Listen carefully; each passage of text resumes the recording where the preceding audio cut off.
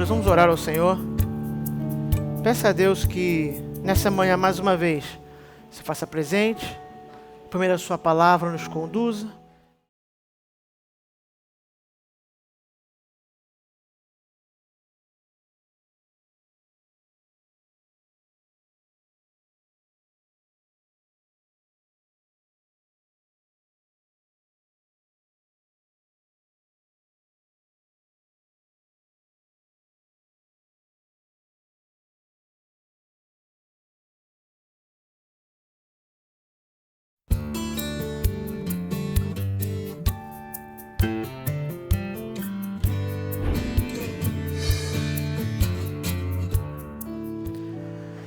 Nosso Deus bendito, ó Senhor, nós já chegamos à Tua presença, ó Pai, porque Jesus Cristo, Teu Filho, nosso Salvador, pavimentou esse caminho de volta a Ti, Senhor.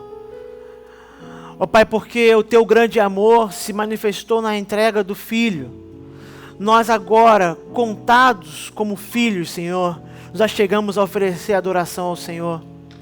Pai, aceita a nossa adoração e louvor, com manifestação de nossa gratidão a Ti, por tamanha salvação que recebemos. Pai, também Te louvamos e bendizemos, porque o Senhor tem sido Deus presente conosco, ó Pai, não só para nos inserir em Sua família de forma graciosa, mas para nos conduzir pela mão e nos guiar com a Sua boa vontade. Pai, que nessa manhã, mais uma vez, a nossa adoração seja agradável a Ti, nossas vidas sejam uma oferta diante do Senhor, ó Pai, que nos dediquemos, ó Pai, não só para os encontros dominicais, mas que toda a nossa caminhada seja agradável a Ti. Pai, fala conosco nessa manhã, nos alimenta com a Tua palavra, nos ensina com ela e nos encoraja e fortalece na fé. Tudo isso nós pedimos no nome de Jesus. Amém. Quero convidar os irmãos a ficarmos em pé. Nós vamos entoar um hino de adoração ao Senhor, dando continuidade ao nosso culto dessa manhã que acabamos de começar.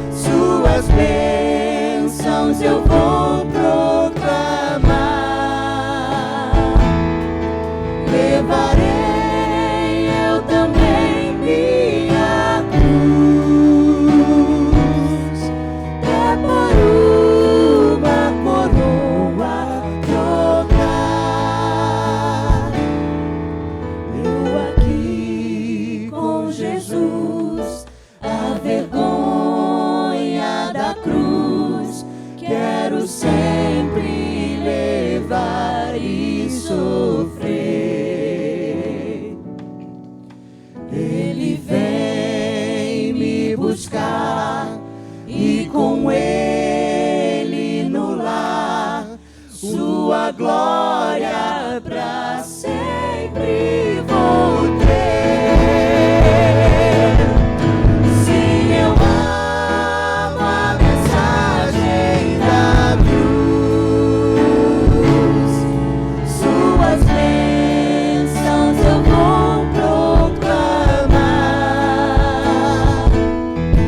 Levarei eu também minha cruz, até por uma coroa trocar.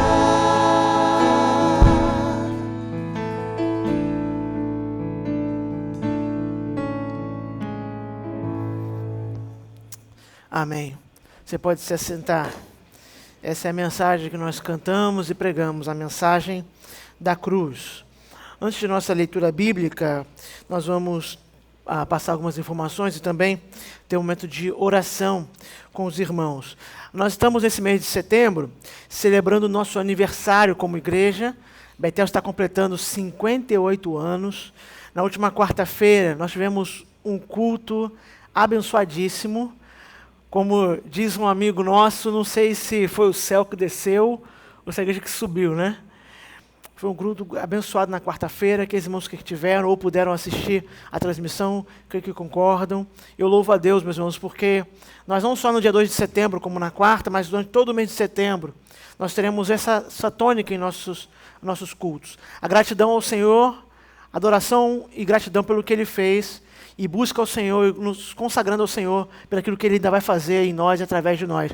Essa tem sido a tônica dos nossos aniversários, e esse ano será da mesma forma. O tema do aniversário é esse, uma igreja unida pelo amor de Deus. Inclusive, hoje eu vou pregar sobre isso a partir de 1 João, capítulo 4. Mas pode passar, Vitor, mais uma? Essa é a nossa agenda para o mês.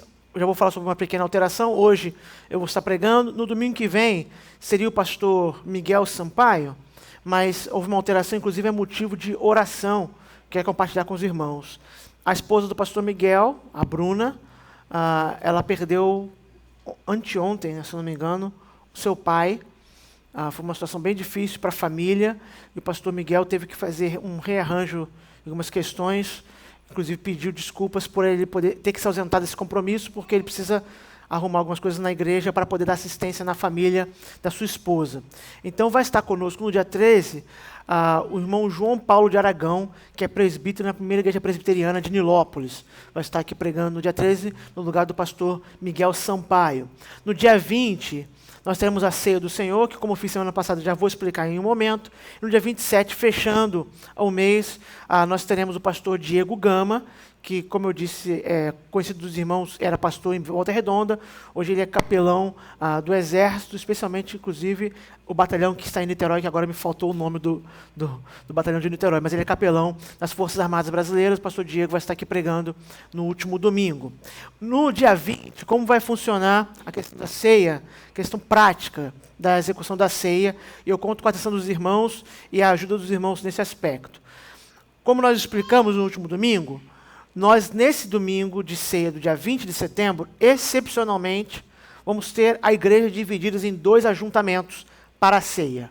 Um pela manhã e um à noite, para poder dar oportunidade para todos os irmãos que desejarem, especialmente os membros, mas também os amigos que congregam conosco e que são batizados e querem participar da ceia, poderem participar. Nós tentamos fazer no único ajuntamento, nós não conseguimos fazer sem infringir as recomendações de distanciamento desse momento. Então, vamos fazer em 2 ajuntamentos excepcionalmente. Na porta, há uma fichinha, uma planilha simples, onde o irmão vai poder botar o seu nome, com um sobrenome para ajudar, porque pode ter pessoas com o mesmo nome, né? O seu nome, e vai escolher manhã ou noite. Isso vai nos ajudar a ter uma noção da quantidade de pessoas para cada um dos cultos, já que nós temos um limite a ser atingido. Depois disso, nós vamos ter que fazer talvez algum remanejo, se for necessário. Creio que não vai ser. Vamos conseguir, dentro do limite, nos 2 cultos, atingir esse objetivo e todos os irmãos participarem. E também o total de presença nos ajudará a preparar os elementos da ceia, inclusive. Nós saberemos para quantas pessoas vamos preparar a ceia. Então, eu conto com os irmãos para nos ajudar nesse preenchimento dessa planilha. É simples. Na saída dá para fazer, não precisa nem aglomerar ali fora, não. Rapidinho você coloca o seu nome, tem uma de cada lado, você coloca o seu nome e marca manhã ou noite, dia 20 de setembro, daqui a 2 semanas. Então, eu peço aos irmãos que nos ajudem para até lá estar tudo bem planejado e encaminhado, mas nosso desejo é que esse aniversário nós possamos, assim como foi a tônica e eu disse do dia 2, tanto olhar para trás, para nos alegrarmos e ter um coração cheio de gratidão, quanto olhar para frente, entender que o Senhor ainda nos conduzirá de acordo com a sua vontade. Além do período de oração pela família da Bruna, esposa do pastor Miguel Sampaio, de Juscelino, também quero apresentar aos irmãos outros motivos de oração. Escapou agora a memória da família, a gente tinha conversado há pouco, enlutada também. Nós tivemos uma outra família, não ligada à igreja diretamente, mas, irmãos, me desculpe que a memória, por isso que tem que anotar, né? Mas escapou. Nós temos alguns irmãos também que estão enfermos, desses eu me lembro bem. Nós temos irmãos pelos quais devemos orar, que estão se recuperando, mas também motivo de gratidão. O motivo de gratidão primeiro. O irmão Silas Colaric e a irmã Jéssica se recuperaram do Covid-19, assim que o irmão Nélio já há algumas semanas já se recuperou, mas talvez o irmão não tenha sabido, e a sua família também. Nós temos vários irmãos que já se recuperaram dessas e de outras doenças, graças a Deus por isso. Nós vamos continuar orando. Vamos continuar orando pela Priscila, esposa do pastor Douglas. O pastor Douglas está acompanhando a sua esposa, sofreu um grave acidente de carro, acho que é a 7ª semana já desse acidente, há um tempo prolongado, que Deus possa sustentar. Já é um milagre, meus irmãos, a Priscila, nossa irmã, está viva. O Senhor tem um propósito nisso, nós não entendemos qual é. Mas, segundo os médicos, há pouca ou quase nenhuma perspectiva de recuperação. Ela ainda está em coma. Nós não temos notícias novas a trazer. Devemos continuar orando, então. Pedir ao Senhor que Ele possa fazer aquilo que só Ele pode fazer. Começando pelo consolo e a força para a família, e indo até a nossa irmã Priscila também, então, atendendo esses irmãos. A outra família enlutada está ligada à nossa igreja por um dos membros, mas nós não conhecemos as pessoas, a maioria das pessoas. É a família do Felipe, nosso seminarista. O Felipe, na sexta-feira, né, Felipe? Perdeu a sua avó. Ela mora em Mossoró, com a sua mãe, né, morava com sua mãe em Mossoró. A família do Felipe está enlutada, mas a sua avó é uma serva de Deus. Ela está consolada no seio de Abraão, mas a família que permanece, não só Felipe, como irmãos dele, a sua mãe especialmente, porque cuidou da mãe dela nesse período final, carece do consolo do Senhor. Inclusive, Felipe e a família vão sair hoje daqui do Rio para estar lá dando assistência. O sepultamento foi ontem já, né? Mas eles vão dar dando assistência ao longo dessa semana. Então, ore pela família do Felipe, sua mãe, seu pai, seus irmãos, os outros familiares, e ore também pela viagem deles que eles vão fazer, para que Deus possa levá-los em segurança até Mossoró e trazê-los de volta também. Então, esses são os motivos. 2 famílias enlutadas, família do pastor Miguel, da Bruna, família do Felipe também, assim como esses irmãos, alguns enfermos e outros, graças a Deus, se recuperando. Esses são os motivos de oração. Peço que os irmãos levem durante a semana, se lembrem de interceder por cada um desses nomes. Vamos orar? Nosso Pai, obrigado porque nos achegamos à Tua presença e podemos apresentar nossas necessidades e petições. Nós temos tantas pessoas pelas quais desejamos interceder, alguns que estão em luta por questões de saúde, mas também te agradecemos porque outros tantos, ó Pai, têm experimentado a Tua bondade e graça sem medida e têm se recuperado. Ó Pai, nós apresentamos diante de Ti, ó Pai, a Priscila, assim como o pastor Douglas e a Helena, a filha deles. Ó Pai, ser com Tua serva, ó Pai, como o Senhor tem sido até hoje, sustentando-a, guardando. Ó Pai, dá aqueles médicos, enfermeiros, técnicos e todos os profissionais envolvidos com o tratamento dela, o discernimento e a capacidade para executar bem a vocação que receberam do Senhor. Ó Pai, mas nós confiamos que, para além das capacidades humanas que o Senhor mesmo deu, o Senhor tem poder para fazer algo extraordinário na vida dela. Nós cremos que o Senhor já tem feito, nosso pedido que apresentamos, ó Pai, é de fato por um milagre. Ó Pai, por uma recuperação que, inclusive, aparentemente pelos homens não seria possível. Mas nós cremos que para o Senhor não é impossível, ó Pai. Ó Pai, em toda circunstância, que essa família seja sustentada pelo Senhor. Seus pais, seus irmãos também. Senhor, de igual forma, pedimos pela família do Felipe, ó Pai, que está principalmente enlutada pela separação momentânea da avó, da mãe, da sua mãe, ó Pai. Guarda, Senhor, cada um dos familiares. Consola o coração, ó Pai. Dá forças, ó Pai, em meio a essa tristeza. Especialmente, Pai, consolando com a esperança cristã. Para que teus servos, ó Pai, se lembrem de que essa separação que hoje traz lágrimas é uma separação momentânea. Que logo, no piscar de olhos, estaremos todos consolados, unidos com o Senhor. Ó Pai, que as boas memórias também sirvam para sustentar esse momento da família. De igual forma, pela família da Bruna, esposa do pastor Miguel, Pai, consola a tua serva na perda de seu pai, que ela encontre no Senhor o amparo que ela precisa, assim como seus familiares. Pai, que o teu servo, o pastor Miguel, possa servir também de apoio àquela família ali, como tem sido até hoje também. Ó Senhor, também apresentamos diante do Senhor cada um daqueles que estão enfermos, hospitalizados, outros em casa, para que o Senhor os visite, consolando e confortando, dando forças, para que no Senhor eles encontrem, ó Pai, a rocha firme, inabalável, onde se apoiar.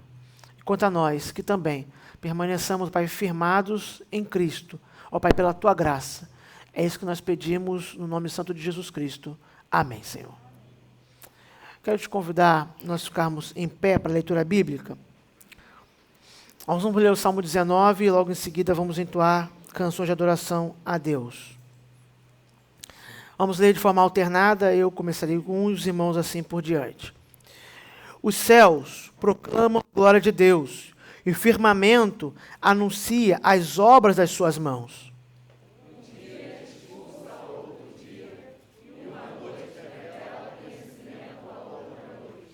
Não há linguagem, nem há palavras, e deles não se ouve nenhum som.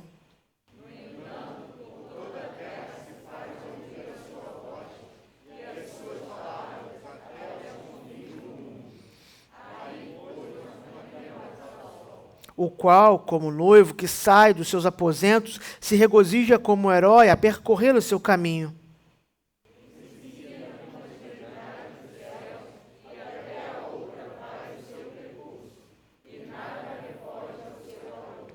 A lei do Senhor é perfeita, restaura a alma. O testemunho do Senhor é fiel e dá sabedoria aos simples.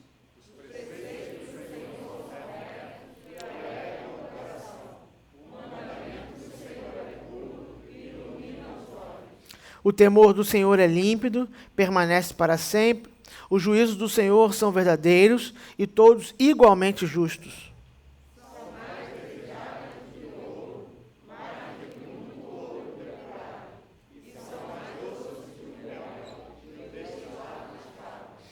Além disso, por ele se admoeste o teu servo, em os guardar a grande recompensa.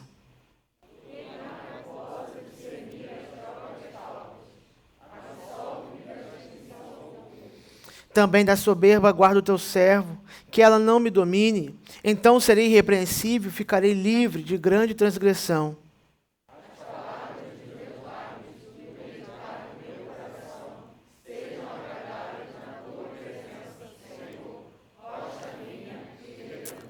Amém, amém. Vamos então bendizer o Senhor com canções, exaltar o seu nome. Enquanto entoamos essas canções, você também tem a oportunidade de consagrar dízimos e ofertas ao Senhor. Substitui a pilha, por favor, para escutar uma vez.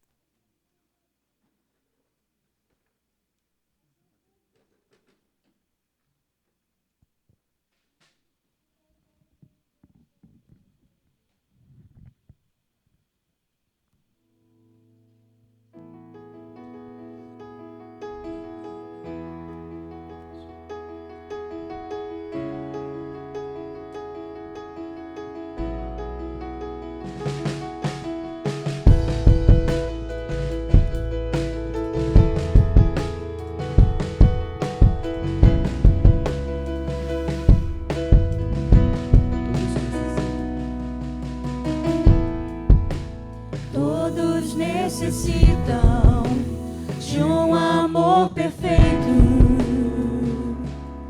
perdão e compaixão. Todos necessitam de graça e esperança, de um Deus que salva.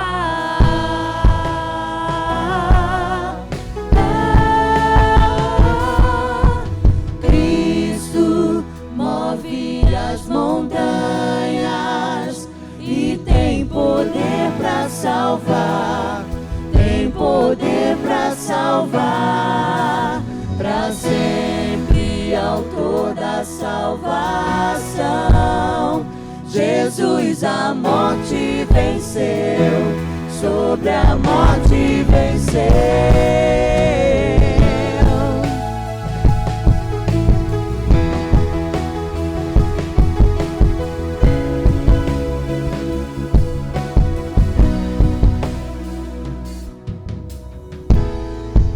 Me aceita com meus medos, falhas e temores.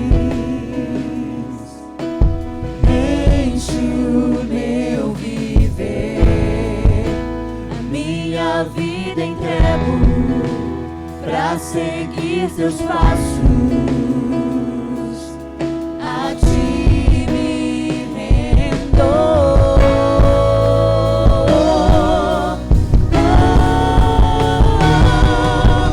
Cristo move as montanhas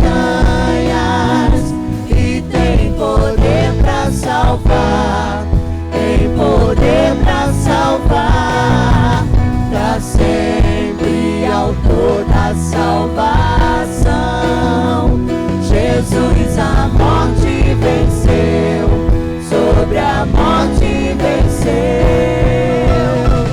Vosso mundo vem brilhar a luz, cantamos para a glória do Senhor Jesus. Cristo, vosso mundo vem brilhar a luz, cantamos para a glória do Senhor Jesus. Cristo move as montanhas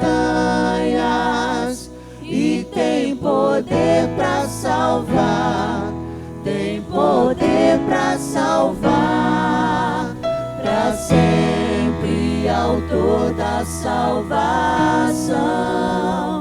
Jesus a morte venceu, sobre a morte venceu.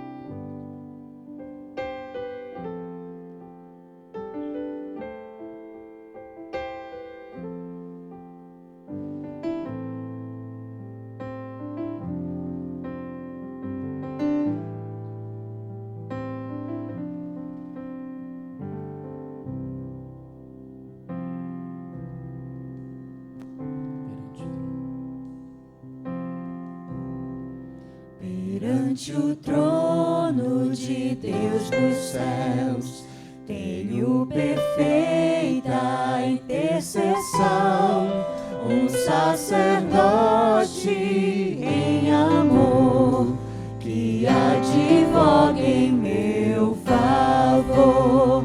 Meu nome marca suas mãos, escrito está em seu coração, e como é certo seu favor, seguro nele eu estarei, seguro nele eu estarei.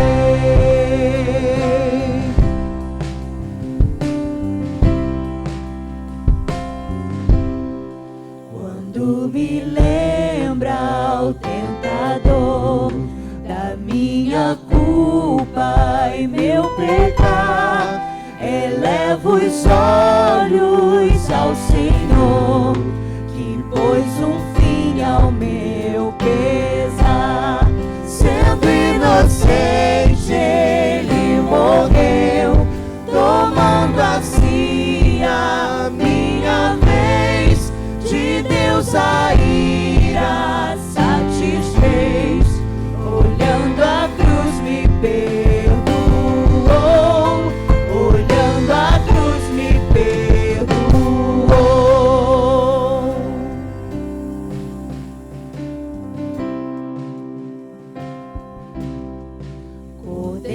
amado e eterno Deus, perfeito e justo, reviveu em graça, glória e louvor, o imutável e grande eu sou.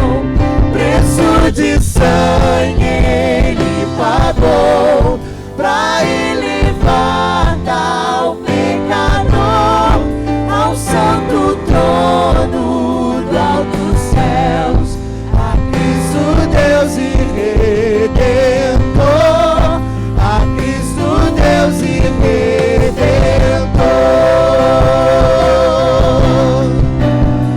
Aleluia, aleluia, adoremos a Jesus, Filho de Deus.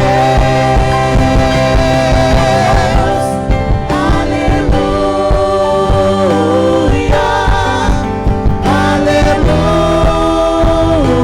aleluia, adoremos a Jesus, Filho de Deus.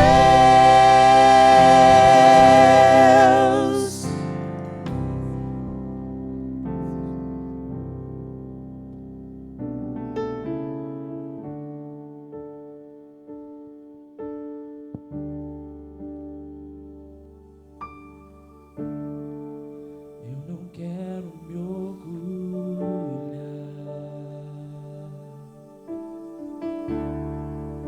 a não ser na cruz de Cristo. Contigo eu crucificado fui.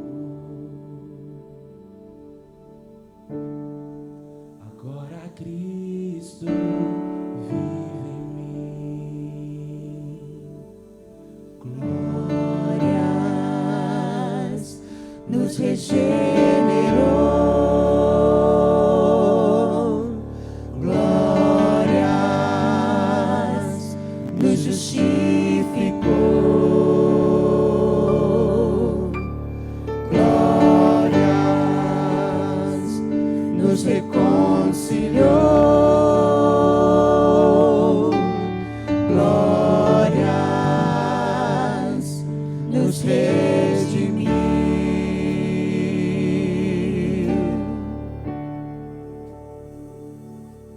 Aleluia, o Cordeiro ressuscitou, salvação ele operou a todos nós. Aleluia, seu perdão nos encontrou. Aleluia, maravilhoso amor.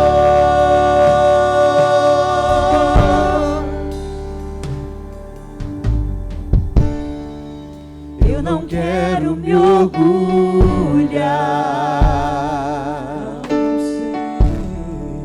a não ser na cruz de Cristo. Contigo eu crucificado fui. Agora Cristo vive em mim. Glórias nos regenerou, glórias nos justificou, glórias nos reconciliou, glórias nos redimiu.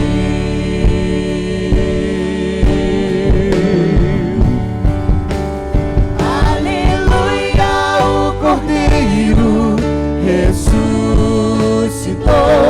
salvação ele operou a todos nós. Aleluia,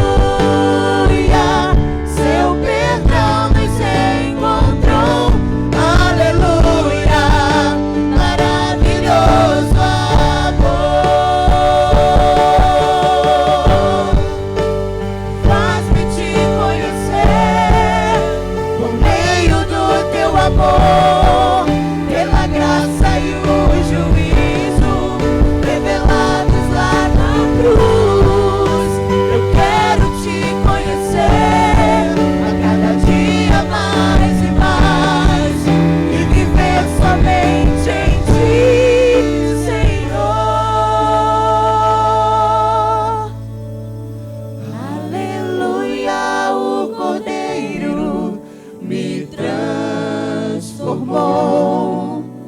Nova criatura, agora eu sou. Aleluia, o Cordeiro ressuscitou. Salvação Ele operou a todos nós. Aleluia, seu perdão nos encontrou. Aleluia, maravilhoso amor. Aleluia, maravilhoso amor. Aleluia, maravilhoso amor.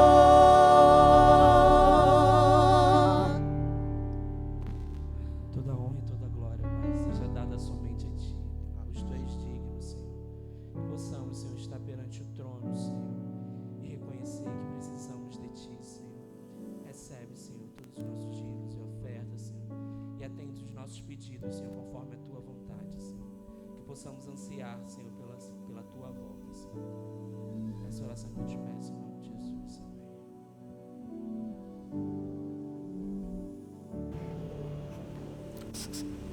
Irmãos, podem se assentar. Quero te convidar a abrir sua Bíblia. Primeira carta de João, capítulo 4.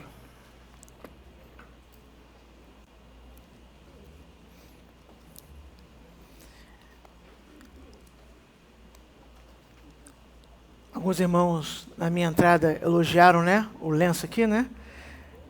Quero dizer aos irmãos que esse lenço ele é importado. Ele veio direto de Natal. Direto de Natal para mim. Eu não fui a Natal, não tive essa alegria. Quem sabe alguém me leva, me convida para ir lá. Mas de Natal já veio para mim esse lenço. Então, quero agradecer. Talvez esteja até me acompanhando pela internet a confecção. Eu não sei falar o nome, porque é difícil, né? É diferente, né? Nome estrangeiro, assim, é diferente. Mas eu agradeço a confecção. Depois o Felipe leva meu abraço e gratidão diretamente até Natal.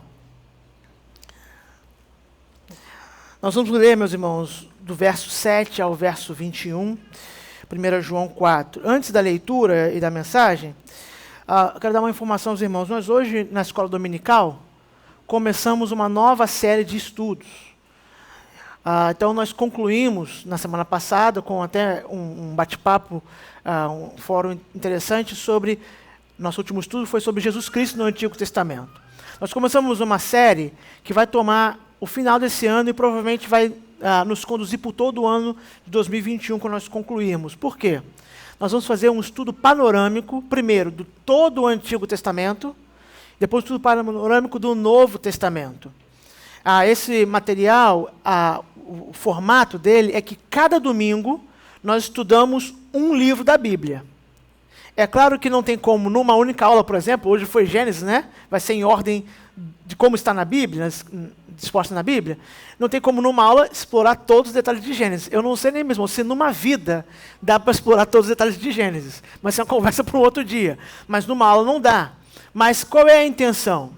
Primeiro, é explicar, descortinar para a maioria dos membros da igreja que talvez nunca teve oportunidade de estudar mais a fundo como é que se faz a divisão de um livro, como é que se vê os temas de um livro da Bíblia, para poder estudar esse livro, lê-lo em casa e poder extrair dele o que há de melhor. Então, essas aulas elas são uma visão panorâmica. Uma parte delas é para ajudar nesse ferramental de como é que eu leio esse livro da Bíblia, nesse estilo literário específico, como é que eu posso dele extrair o ensino para a minha vida, como ele se aplica, e uma outra parte da mesma aula é já mostrando a teologia, como esse livro se aplica no todo das Escrituras, no todo da obra de redenção. Então, muito interessante, nós começamos hoje com Gênesis. O Felipe, nosso seminarista, foi o professor, e no próximo domingo eu vou estar dando o livro de Êxodo. Eu escolhi Êxodo porque eu gosto muito de Êxodo e porque eu vou deixar Levítico e Números para os outros, né? Quando é pastor, pelo menos essa prerrogativa você tem.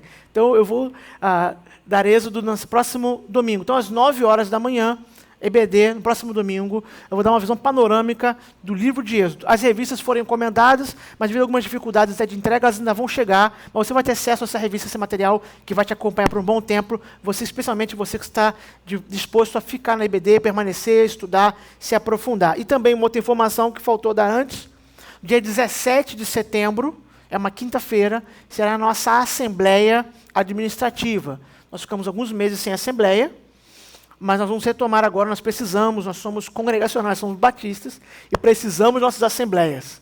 Elas vão acontecer, então, dia 17 de setembro. Fique tranquilo, porque ela vai acontecer aqui no santuário, e haverá espaço suficiente para distanciamento, para que não haja qualquer dificuldade. Então, dia 17, uma quinta-feira, a assembleia. A assembleia é convocada para os membros dessa igreja. Se você é membro, e não vai ter uma ocupação nesse dia que vai lhe impedir de estar aqui, estar convocado para a Assembleia. A primeira convocação, 19h30, a segunda, às 20 horas, como determina o nosso estatuto. Agora sim, 1 João, capítulo 4, vamos ler de 7 a 21. Amados, amemo-nos uns aos outros, porque o amor procede de Deus, e todo aquele que ama é nascido de Deus e conhece a Deus. Aquele que não ama, não conhece a Deus, pois Deus é amor. Nisto se manifestou o amor de Deus em nós, em haver Deus enviado o seu Filho unigênito ao mundo para vivermos por meio dele. Nisto consiste o amor, não em que nós tenhamos amado a Deus, mas em que ele nos amou e enviou o seu Filho como propiciação pelos nossos pecados. Verso 11. Amados, se Deus de tal maneira nos amou, devemos nós também amar uns aos outros. Ninguém jamais viu a Deus. Se amarmos uns aos outros, Deus permanece em nós e seu amor é em nós aperfeiçoado. Nisto conhecemos que permanecemos nele e ele em nós, em que nos deu do seu Espírito.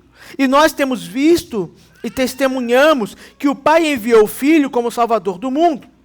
Aquele que confessar que Jesus é o Filho de Deus, Deus permanece nele e ele em Deus. 16. E nós conhecemos e cremos no amor que Deus tem por nós. Deus é amor, e aquele que permanece no amor permanece em Deus e Deus nele. Nisto é em nós aperfeiçoado o amor, para que no dia do juízo mantenhamos confiança, pois segundo ele é, também nós somos neste mundo. 18. No amor não existe medo. Antes, o perfeito amor lança fora o medo. Ora, o medo produz tormento, logo aquele que teme não é aperfeiçoado no amor. Nós amamos porque ele nos amou primeiro. Se alguém disser, amo a Deus, e odiar seu irmão, é mentiroso. Pois aquele que não ama seu irmão, a quem vê, não pode amar a Deus a quem não vê.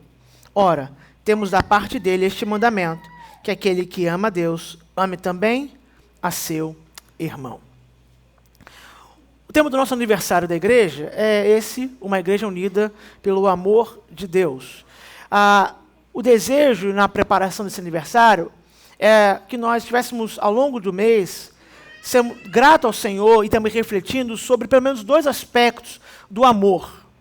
O amor bíblico, não o amor romanceado, o amor proposto pelo mundo à nossa volta, que é muitas vezes limitado e interesseiro, mas o amor bíblico, que é o que nós vamos, inclusive, hoje explicar, em parte, pelo menos. E há 2 aspectos, 2 direções desse amor. Há o aspecto vertical. Deus ama o seu povo, Deus ama o ser humano, e o ser humano responde a esse amor com amor. João fala sobre isso aqui. E há também o aspecto horizontal. Nós somos chamados a amar uns aos outros. E a razão pela qual eu entendi que essa passagem poderia nos ajudar nesse primeiro domingo do mês é porque ela conecta esses 2 aspectos. Numa mesma passagem, porque eles estão espalhados na Bíblia, esse ensinamento sobre isso, mas numa mesma passagem, aprova o Senhor dar a João a inspiração para demonstrar como o amor de Deus e o amor uns pelos outros, eles não são 2 tipos de amores, mas um é desdobramento do outro. Um é uma consequência do outro. Não são 2 tipos de amor. É um amor que vem na vertical e depois deve se espalhar de forma horizontal uns para com os outros. João, ele é conhecido na tradição como o apóstolo do amor. Não é por um acaso. Ele já começa, como é que é a primeira palavra do versículo 7? Amados. Qual a primeira palavra do versículo 1? Amados. Ele até se refere aos seus ouvintes como amados, né? Paulo tem uma característica de se dirigir aos santos, e João se dirige aos amados. Então a própria saudação dele já é de amor. Então João tem essa característica, e ele deu especial destaque a esse assunto na sua primeira carta. Já vou falar por que ele fez isso na primeira carta. Mas também no próprio Evangelho, a maneira como o Espírito Santo usou o apóstolo João, demonstra, explica mais claramente, ou deixa mais evidente, o amor de Deus, o amor de Jesus Cristo às pessoas, o amor salvífico. Então, é interessante que tem essa tradição de identificá-lo como o apóstolo do amor. Sem esquecer, obviamente, que o amor de João não impediu que ele também fosse um filho de trovão, né? Que no momento adequado quer pedir juízo, era um juízo indevido, segundo Jesus Cristo naquele momento, mas isso não diminui o fato de que ele é conhecido na tradição como o apóstolo do amor. E a razão mais comum para essa ênfase é justamente 1 João, e especialmente o capítulo 4, já que esse tema aparece na carta como um todo, mas o capítulo 4 mais ainda. Então, quando a gente propôs esse tema, o que nós queremos mostrar é que a Bíblia apresenta uma definição, uma direção sobre o que é amor e o que se espera de nós nesse assunto. Esse é o desejo para esses domingos de aniversário, especialmente hoje. Quando João escreveu o Evangelho de João, e é interessante essa comparação entre as cartas e o Evangelho, aquele Evangelho composto na sua perspectiva era para deixar claro quem é o Filho de Deus. A intenção de João era apresentar o Filho de Deus para que seus leitores crescem, para que houvesse fé. O próprio João fala isso. Ouça, se você quiser abrir na sua Bíblia também, o Evangelho de João, capítulo 20. Mas ouça, verso 30 e 31. João 20, 30 e 31. Na verdade, fez Jesus diante dos discípulos muitos outros sinais que não estão escritos nesse livro. Ou seja, ele diz, eu não registrei tudo que Jesus fez. Não tinha como registrar. Estes, ou seja, os que eu registrei, estes, porém, foram registrados para que creiais que Jesus é o Cristo, o Filho de Deus, e para que, crendo, tenhas vida em seu nome. Então, ao escrever o Evangelho, ele diz, o que eu registrei para que vocês creiam que ele é o Filho de Deus, porque ao crer nisso, receberão vida eterna. Então, o Evangelho de João tinha esse objetivo, promover fé. Narrar o que Jesus fez, especialmente a sua morte e a sua ressurreição, mostrando como o Filho de Deus fez tal obra para a fé. Esse objetivo é importantíssimo. Eu diria até, meus irmãos, que é a razão de ser da igreja no que tange a sua missão. A missão da igreja é fazer exatamente isso. Expor o que Jesus é e o que ele fez para que haja fé. Isso é a obra de evangelização ou de missão da igreja. Anunciar Cristo, anunciar sua obra, para que os homens creiam e tenham vida eterna. Só que quando João escreve a primeira carta, já alguns anos depois, e para um público mais específico, ele registra essa carta para que os seus ouvintes tenham certeza da fé. Então, se no Evangelho o intuito é que haja fé, que nasça fé, a primeira carta é escrita para aqueles que creem, aqueles que se afirmam cristãos já, ou seja, dizem que já creem no que o Evangelho de João explica, mas que agora ele quer que esses irmãos, esses ouvintes, tenham certeza da sua fé. Tem uma fé muito bem fundamentada. E ele diz isso na própria carta também. Se você virar uma página, 1 João 5, versículo 13.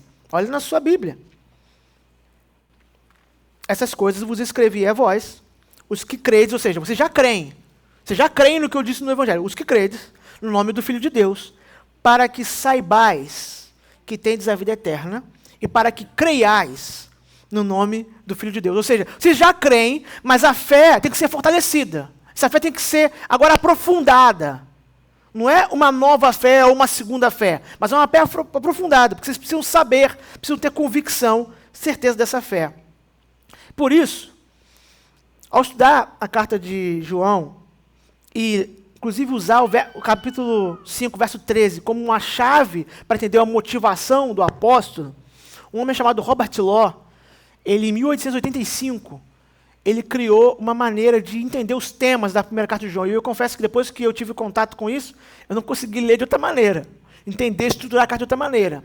Ele identificou que João propõe 3 testes para essa certeza da fé. Essa fé que ele quer que os ouvintes dele tenham certeza que eles possuem, João propôs na carta, antes do versículo 13 do capítulo 5, 3 provas, 3 testes, 3 maneiras de avaliar se a fé que eles possuíam era sincera, se a fé que eles possuíam era verdadeira, se a fé que eles possuíam era uma fé genuína. Ele propôs um teste teológico.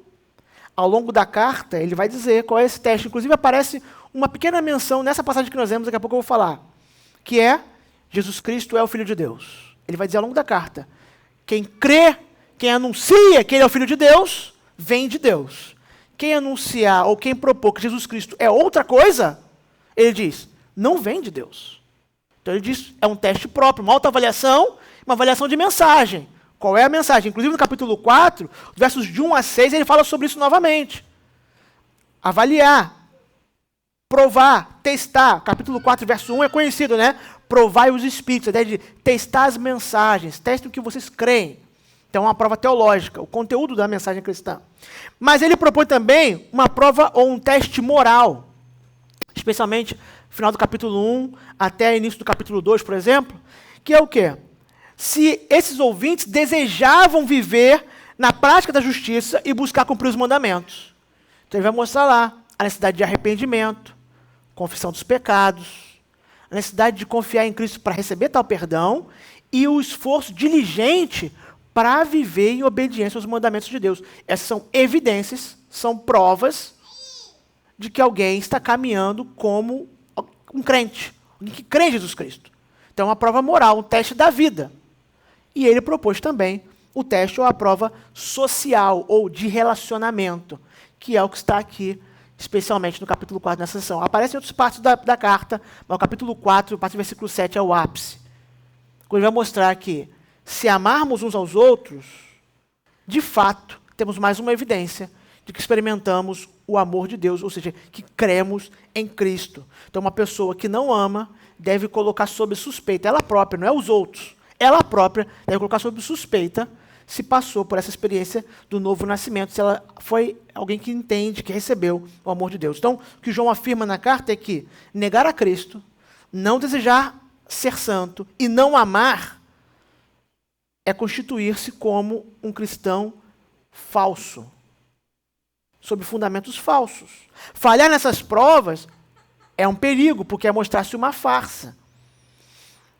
E contra esse risco, o risco de uma igreja que pode permanecer no auto-engano, o risco de cristãos que serem seguros como salvos, sem dar sinais de que são salvos, João escreve, não para promover dúvidas, para promover certeza, mas antes de dar a certeza, ele precisa sacudir, abalar o auto-engano, esse perigo para o coração humano. Ele propôs isso. No capítulo 4, ele fala de duas dessas 3 provas, como eu disse, verso 1 a 6, parte teológica, a partir do versículo 7, ele vai falar sobre a prova ou teste relacional ou social. Então, depois da prova doutrinária, ele vai falar do amor. Se eu fosse perguntar, fazer um teste aqui, um quiz, não precisa responder, mas só pensa na sua cabeça. Quantas vezes você acha que a palavra amor e derivadas de amor aparece entre 1 João 4,7 e 1 João 5,3? Mais ou menos um capítulo disso assim. Se você fosse chutar num quiz para ganhar um prêmio aqui do pastor nessa manhã, um lenço igual a esse, quantas vezes você acha que a palavra amor aparece nessas pequenas seções da carta? Você talvez chutaria o quê? 10? Não, pastor, é mais. São as 15 ou 20. 30. 30 vezes. Entre 1 João 4,7, não estou falando da carta inteira, e 1 João 5,3, o amor aparece 30 vezes. 30 vezes. Quando o autor usa a mesma palavra 30 vezes num espaço tão pequeno, deve ser porque isso é importante. Deve ser que isso é importante. Porque se fosse um autor contemporâneo, essa palavra seria né ou aí. Ela pode aparecer 30 vezes num texto contemporâneo, mas não é o caso. João, servo de Deus que é, e também altamente capaz, ele não usou uma palavra qualquer, usou a palavra amor e o radical dela 30 vezes nesse espaço. E agora nós vamos ver por quê. O que isso tem para nos ensinar. Entre os versos 7 e o verso 12, João vai mostrar o amor de Deus como o sinal de segurança da fé e evidência da fé. Por que segurança e evidência? Segurança, quero dizer, mais uma questão interna. O amor de Deus como uma evidência interna, ou seja, dentro de você próprio, para dar segurança, e um elemento externo, que a gente chamaria de evidência. Porque é para que os outros, nós avaliemos, para saber se nós somos uma igreja que tem crescido nesse aspecto. Vamos ver isso. Primeiro, a questão da segurança. Versos 7 a 8, olha o que eles dizem. Amados, amemo-nos uns aos outros, porque o amor procede de Deus, e todo aquele que ama é nascido de Deus e conhece a Deus. Aquele que não ama não conhece a Deus, pois Deus é amor. A palavra amor que aparece aqui, e os radicais que vão aparecer aqui por diante, é da palavra ágape, que nós já temos um contato usual, digamos assim, que é a ideia de um amor profundo, um amor não causado, é um amor que o outro não precisa dar motivo para ser amado. E é desse amor que ele está falando, tanto de Deus como depois quando ele falar de uns pelos outros. A palavra conhecimento também, que é uma palavra importante. João já estava lidando com, agora, os gnósticos de fato. Se Paulo aos Colossenses está lidando com os pré-gnósticos, ou seja, aqueles que começavam a anunciar um tipo de conhecimento místico e secreto para a fé, João, já nos seus escritos mais tardios, está lidando com o gnosticismo já começado, onde gente está anunciando, tentando misturar com o cristianismo a mentalidade pagã grega, de que tem um conhecimento secreto sobre Deus, sobre as divindades. Lembra tudo que eu expus em Colossenses? Tentem lembrar um pouco disso. Agora está mais firme, mas João vai dizer que conhecer a Deus não é uma coisa mística, secreta, um ritual. Ele vai dizer que conhecer a Deus é experimentar amor. É experimentar amor. É interessante isso. Porque ele vai dizer que os cristãos são chamados a amar como um imperativo. Ele diz que esses amados devem amar. Ele se refere a isso como amados, amados por Deus e por próprio João, o apóstolo, mas eles devem amar, é um imperativo. Porque esse amor é a expressão externa da obra interna que eles já haviam experimentado. Ele já começa, parece que já da conclusão, porque já havia tocado nesse assunto antes na carta, e ele está conectando com o teste teológico. Ele acabou de falar sobre a necessidade de confirmar, de reafirmar Jesus Cristo como Filho de Deus. Ele diz, e além disso, amados, vocês devem amar. Vocês devem demonstrar esse amor. Stephen Cole, um pastor norte-americano, comentando esse verso, ele diz assim, ele está falando de João, quer deixar claro que nós entendemos que o amor não é uma virtude opcional do crente. Deve ser uma marca distintiva da igreja no mundo. João chega a dizer que se você não ama os outros, você não conhece a Deus. 1 João 4,8. Então, todos precisamos examinar nossas próprias vidas por esse padrão supremo. Então, no contexto do teste, da avaliação, especialmente da autoavaliação, ou seja, eu examinar minha própria vida, o que o João estava dizendo é, você quer ter segurança da sua fé? Uma das coisas que você precisa observar é se você conhece a Deus. E como é que você vai saber se você conhece a Deus? Se você ama o próximo, se você ama o seu irmão. E já começa nessa sessão por esse argumento. Amar o seu irmão é uma demonstração, não é a única, mas é uma demonstração muito segura de que você conhece a Deus, de que você conheceu o amor de Deus. Porque a fonte desse amor é o próprio Deus. O amor em Deus, quando João diz que Deus é amor, que é uma frase conhecida em qualquer círculo minimamente cristão, né? Você talvez conheça pessoas que nunca pisaram numa igreja e que talvez tenham até hostilidade com a fé cristã, e você conversa com ela e vai dizer assim, mas Deus é amor. Percebe? A gente não sabe nem o que ela quer dizer pela palavra Deus, e nem sabe o que ela quer dizer pela palavra amor, mas ela é capaz de usar essa frase, porque é minimamente conhecida.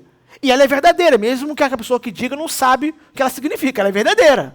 Ela só precisa explicar a ela o que significa isso, mas para nós cristãos, o que precisa ficar em destaque é que quando o João diz que Deus é amor, não é que o amor é uma coisa que Deus faz. Às vezes a gente tem essa ideia, né? Olha, Deus fez isso comigo, esse foi um ato de amor de Deus. Aquilo que ele fez comigo foi um ato de justiça de Deus. Não é isso que João está dizendo. João não está dizendo que Deus faz coisas amorosas. Está dizendo que Deus é amor. Eu e você fazemos coisas amorosas e fazemos coisas que não são amorosas. Mas ele diz que Deus é, ou seja, o amor é parte constituinte do caráter de Deus. De forma que em qualquer ação que Deus realize, o seu amor é expresso. Em qualquer ação. Assim como a sua santidade, sua soberania. Eu poderia ficar fazendo a lista aqui dos atributos que a Bíblia diz sobre Deus, para dizer, todos os atributos de Deus se manifestam em tudo o que Ele faz. Eu sei que para nós isso é difícil de entender. Porque, novamente, nós reduzimos amor àquilo que nós entendemos como sendo bom no nosso juízo.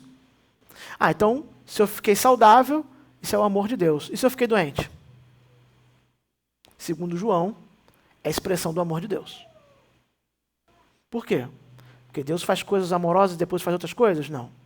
Porque Deus é amor. E está lembrando os seus ouvintes, porque eles são cristãos, são gente crente, que o amor que eles vão ser chamados a possuir, já foram alertados, agora vai ser explicado, tem origem naquele que é perfeito amor. Deus é perfeito amor.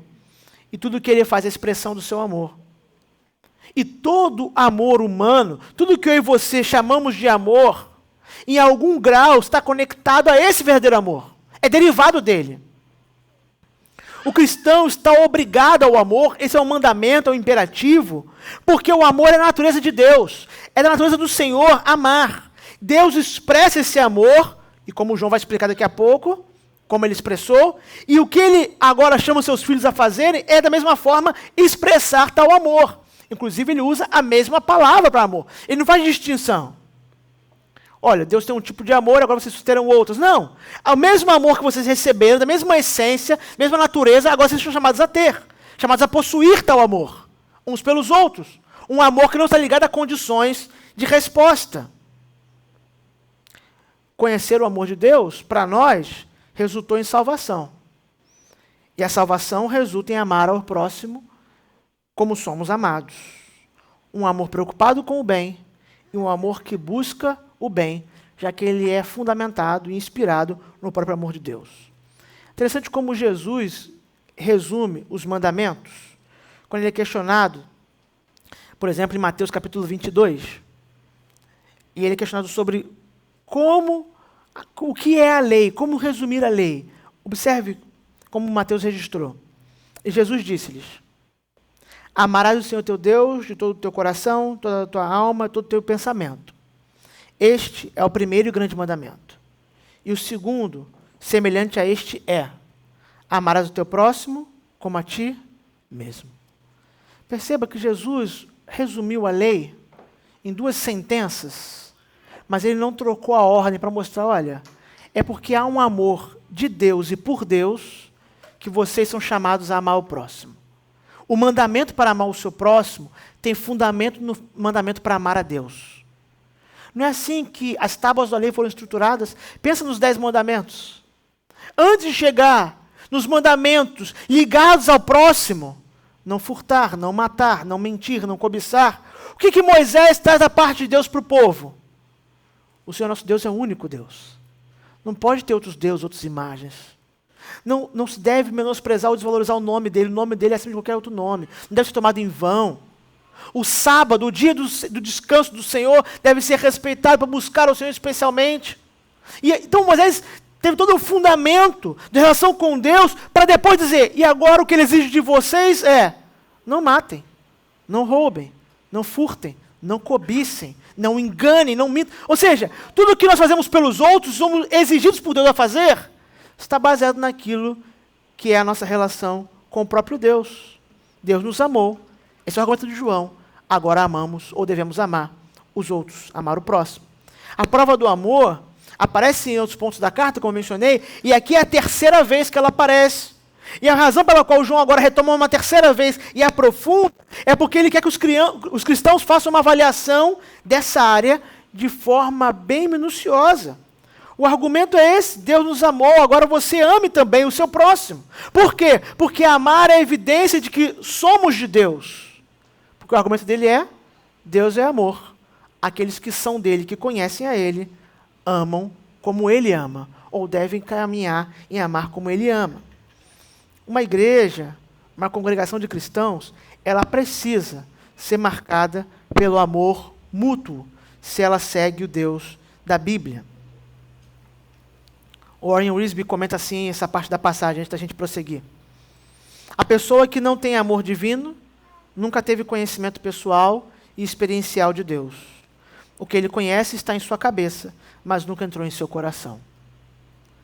Alguém pode dizer que conhece a Deus na cabeça, mas se ele não ama o seu próximo, o amor de Deus não entrou no seu coração. Essa é uma tradução do que João está dizendo aqui. Se você conhece a Deus e conhece o amor dele, como pode viver sem expressar tal amor, sem que ele transborde de você para outras pessoas? É a segurança do amor. A partir do versículo 9, ele vai falar da manifestação do amor.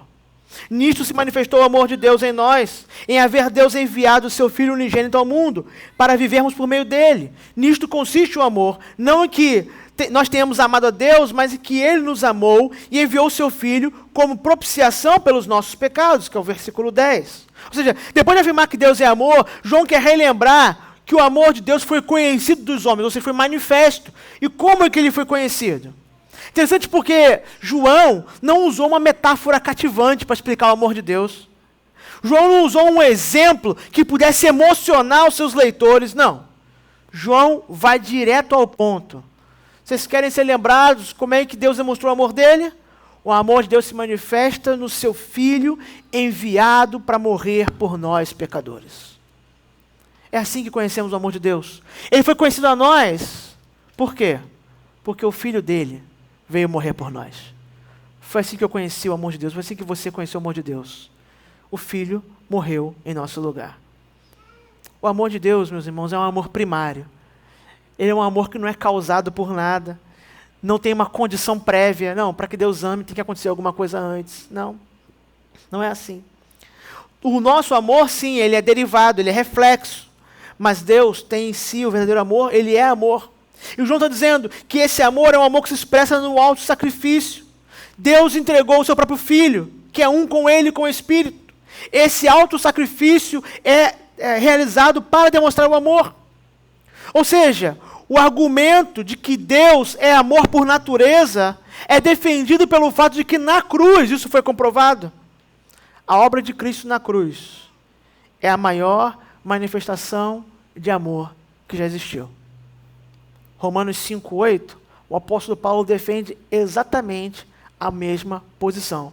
Quando ele diz, mas Deus prova o seu próprio amor para conosco, pelo fato de ter Cristo morrido por nós, sendo nós ainda pecadores. O que Paulo estava dizendo, e que o João estava dizendo aqui, de forma muito similar, era, o amor de Deus já foi provado. No caso de João, já foi revelado, já foi manifesto. É o amor da cruz. Ou seja, nós fomos libertos da morte, poupados dela. O castigo foi sustado sobre nós, porque alguém levou no nosso lugar. Esse é o tamanho do amor de Deus. Essa é a expressão do amor de Deus. Alguém, e não foi um alguém qualquer, o próprio Filho, ocupou o lugar de pecadores como nós. É assim que Deus nos ama. Ao apontar para o Filho de Deus entregue na cruz, o apóstolo está apontando para o amor sublime, o amor supremo. E aqui é um parêntese muito interessante. Não sei se ficou tão claro, por isso que eu preciso retomar agora. A maneira como João explicou nos versos 9 e 10 o amor de Deus está ligado a uma doutrina que está na Bíblia e que algumas pessoas têm, às vezes, dificuldade de compreensão, que é normal. Todos nós temos dificuldade de compreender alguma coisa, mas às vezes dificuldade até de aceitação. Primeiro, pelo menos duas doutrinas. Primeira, é interessante perceber como a doutrina da eleição incondicional, ou seja, Deus salvou por iniciativa dele e sem a nossa contribuição, está presente aqui, já vou explicar. E segundo, a doutrina da salvação pela graça somente, mediante a fé, sem qualquer mérito. Essas duas doutrinas são a única maneira de entender o amor de Deus corretamente, segundo João. Porque perceba, olha de novo para o versículo 9 e 10. Primeiro, ele diz, o amor de Deus se manifestou porque ele enviou o Filho ao mundo para vivermos por meio dele. Agora o versículo 10. Não é que nós tenhamos amado a Deus, ou seja, não fomos nós que começamos esse relacionamento de amor. Foi Deus que começou. É a iniciativa dele, é a prerrogativa dele. Ele nos amou Inclusive, daqui a pouco ele vai dizer, na mesma passagem, nos amou primeiro, para deixar claro ainda, ele nos amou primeiro. E enviou o Filho. Ou seja, porque nos amou, ele enviou o Filho. Não foi porque nós o amamos que ele enviou o Filho. Não foi porque ele olhou para mim, para você e disse, olha, eles vão me amar um dia, então eu vou entregar meu filho agora. Não, é porque ele me amou e te amou e enviou o Filho primeiro. E nós respondemos com amor. E ele diz que esse amor que manifesta no Filho entregue é para propiciação de pecados, ou seja, para perdão de pecados. Se eu tentar condicionar a doutrina da eleição e interpretar esse verso, eu teria que dizer que o amor que Deus tem por mim é um amor baseado ou no que eu faço, ou no que Ele previu que eu faria. E aí, como eu vou explicar o restante da passagem para dizer que você tem que ter um amor pelo seu irmão igual ao amor de Deus? Eu teria que dizer, então, que você tem que amar o seu irmão prevendo que ele vai fazer alguma coisa boa, ou porque o seu irmão tem algum mérito em receber o seu amor. Percebe? Se eu remover a eleição incondicional e a salvação pela graça somente, que são doutrinas da salvação, uma implicação na ética, no relacionamento da igreja vai ser alterado. Porque a maneira de entender o meu amor pelo meu irmão vai ter mudada. Por isso que eu não posso mexer no fundamento da casa sem derrubá-la. O que nós vemos aqui, então, é que nós fomos chamados a fazer o que Deus fez. O que Deus fez? Ele amou primeiro, sem condição, e ele amou quem não merece. Deus amou primeiro, Deus amou quem não merece, e Deus tornou o seu amor concreto. Logo, que tipo de amor que Ele espera de nós pelos nossos irmãos?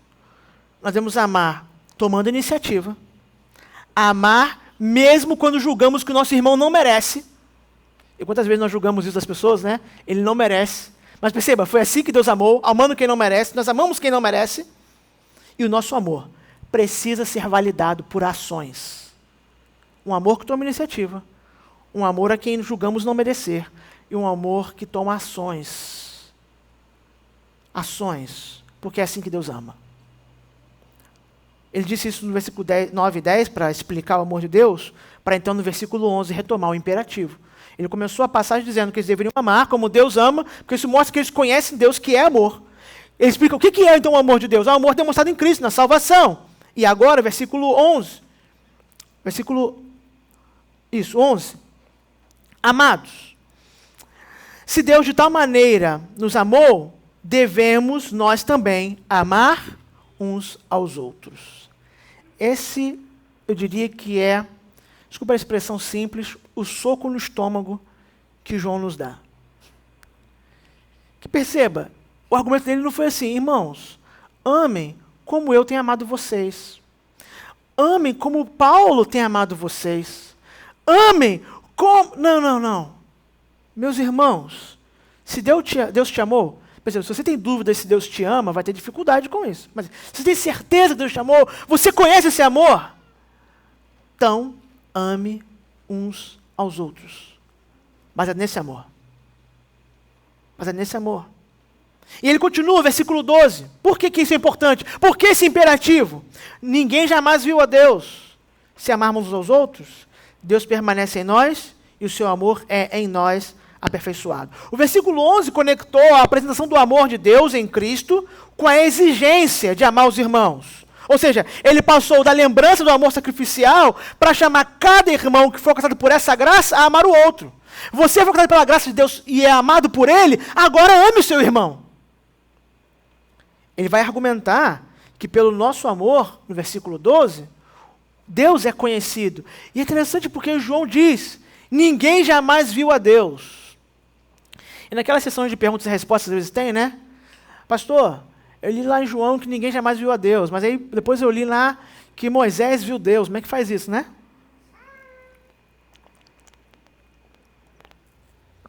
Interessante. Não é o meu intuito nessa mensagem como um todo, mas talvez você se lembre. O que Moisés viu de Deus, né? Que na linguagem antropomórfica, ou seja, da forma de homens, que nós conseguimos entender, é como se fosse as costas, ou seja, é um pedaço da revelação de Deus. Qual é o pedaço da revelação de Deus que Moisés vê? É uma voz, uma glória e uma voz que fala, terei bondade de quem eu tiver bondade, misericórdia de quem tiver misericórdia. o aspecto de Deus que Moisés consegue contemplar na sua glória pelas costas, essa é a linguagem usada, é a bondade e misericórdia de Deus. Mas João está falando do amor de Deus. De certa maneira, similar à sua bondade e misericórdia, ou complementar a elas. João está dizendo literalmente ninguém vê Deus na forma que ele é, porque ele não possui forma humana. Mas como é que alguém pode conhecer Deus sem ver com os olhos? No amor que é aperfeiçoado em nós. O que está dizendo as pessoas não veem Deus com os olhos físicos, mas eles podem vê-lo no sentido de conhecer. Como eles podem conhecer Deus? Vendo em nós, no seu povo, esse amor dele sendo aperfeiçoado, ou seja, crescendo dia após dia. Essa palavra aperfeiçoado, que pode para alguns ter uma conotação negativa, ela é extremamente positiva, ela é ótima notícia. É sinal de que nós não estamos prontos ainda, mas tem espaço para aperfeiçoamento, meus irmãos.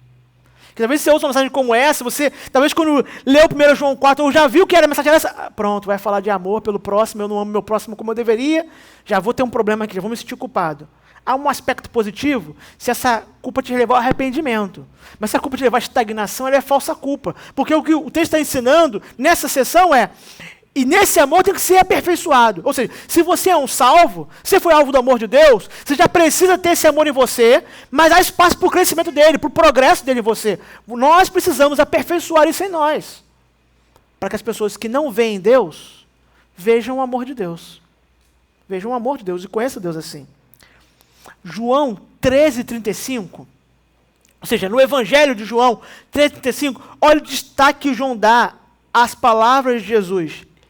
Nisto, Jesus está falando no Evangelho. Todos conhecerão que sois meus discípulos, se vos amardes uns aos outros. Perceba, se você olhar no contexto do Evangelho de João, você vai perceber que Jesus já está, segundo o evangelista, na seção onde ele está nos últimos dias da sua vida. O Evangelho de João tem essa divisão não tão cronológica, né? João gastou metade do Evangelho para falar de 2 anos e alguns meses de ministério, e metade para falar de 1 semana, 8 dias. Então ele já está nessa seção do Evangelho. E que Jesus começa a ensinar para os discípulos, e daqui a pouco ele vai fazer ensinamentos sobre a vocação deles, sobre o ministério deles, vai orar por eles no capítulo 17, mas o que ele começa a dizer vocês querem ser conhecidos como meus discípulos? Vocês querem ser distinguidos? Ou seja, destaque se são meus discípulos? Amem uns aos outros. Demonstrem esse amor um pelos outros. E as pessoas vão saber que vocês são meus discípulos. Interessante porque, nesse ponto, Jesus não está dizendo, eles saberão que vocês são meus discípulos porque vocês repetem as minhas palavras. E ensinar as palavras de Jesus é importantíssimo. Ele disse isso quando ele estava ressuscitado. Onde ascendeu os céus. Ele disse que nós deveríamos ensinar as palavras dele até que ele voltasse.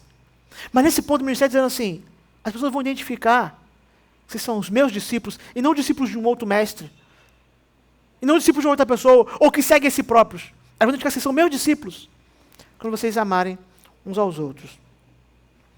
Porque se nós amamos, é porque nós somos alvos do amor de Deus, e nós revelamos, então, a grandiosidade desse amor. Talvez isso seja uma das razões para explicar, antes de prosseguir, a dificuldade que as igrejas e a igreja local muitas vezes têm no seu testemunho. As palavras de Jesus às vezes são ditas, o que é correto e necessário, mas as pessoas não conseguem observar o amor uns pelos outros. E isso dá um choque de identidade. Ou seja, tem as palavras dos discípulos, mas não tem a vida dos discípulos. Então, há uma certa dúvida. É interessante isso, porque não quer dizer que qualquer avaliação daqueles que estão fora da igreja deve ser assumida pela igreja como verdadeira. Não é isso. O mundo vai nos acusar de muitas coisas falsas. Mas quando o mundo perceber, ou seja, que estão fora do rebanho, perceberem que nos falta o amor uns pelos outros, começando na própria igreja, isso deve soar para nós um sinal de alerta. É bem possível. Nós precisamos reavaliar nossa caminhada com o Senhor. Antes da gente ir para a próxima sessão, interessante perceber também a conexão entre amor e verdade. Versos de 1 a 6, que nós não tratamos porque não era o escopo da mensagem, é a verdade teológica. Versos 7 a 12 é a prova do amor. Eu creio que João uniu, na mesma sessão da carta, a verdade e o amor, para combater qualquer falsa ideia de que é possível ter a verdade sobre Deus e não amar, mas também de que é possível amar sem ter a verdade sobre Deus. E eu digo isso porque isso é altamente aplicável em nossos dias. Nós vemos dias, e eu vejo isso com frequência, os irmãos observam isso, quando eu acompanho o noticiário, é falado sobre amor pelas pessoas ou amor ao próximo num tipo de religião secularizada. Então é capaz de você ouvir um jornalista, um comentarista, uma pessoa na rua ser entrevistada, ou alguém que você conhece até pessoalmente, falar da importância de amar as pessoas ou amar o próximo, porque é uma linguagem cristã num país que tem uma matriz cristã, só que eles falam isso de um pressuposto secularizado, sem a base. Então, é impossível realizar. Porque o cristão ama o próximo. E só é possível amar ao próximo sendo um cristão. Amar de verdade, como a Bíblia ensina. Então, quando eu tiro Deus da equação, quando o amor a Deus é esquecido, essa ideia de amar as pessoas ou amar ao próximo, dessa religião secular, uma religião amorfa, mas que é real, que as pessoas dizem e vão criando à medida que vivem, essa palavra, essa expressão, ela é vazia. Então, por isso que é tão fácil pegar pessoas nessas incoerências, de falar, faça isso por amor às pessoas, por bem das pessoas, por amar ao próximo, e depois elas estão fazendo uma coisa totalmente diferente. Não que nós cristãos não possamos incorrer no erro de uma vida discrepante com o nosso discurso. Mas nós temos o fundamento dado por Deus, não por nosso mérito, mas revelado por Deus, para dar base. O cristianismo resulta em amor ao próximo. E só existe amor ao próximo de verdade por causa do cristianismo. Sem o cristianismo, sem a verdade que torna o cristianismo verdadeiro, sincero, genuíno, não é possível amar o próximo. O filósofo, o jornalista, o trabalhador, a pessoa, ele pode falar essas palavras porque ele ouviu, é uma tradição. E como ele é a imagem de Deus, ele sabe que há um aspecto de relação com as pessoas que ele não pode ignorar. Mas ele não tem onde apoiar os pés para dizer isso. Então ele vai dizer e o discurso vai ser só discurso. Por isso que a mensagem do Evangelho é tão importante, porque ela salva e ela produz os frutos da salvação.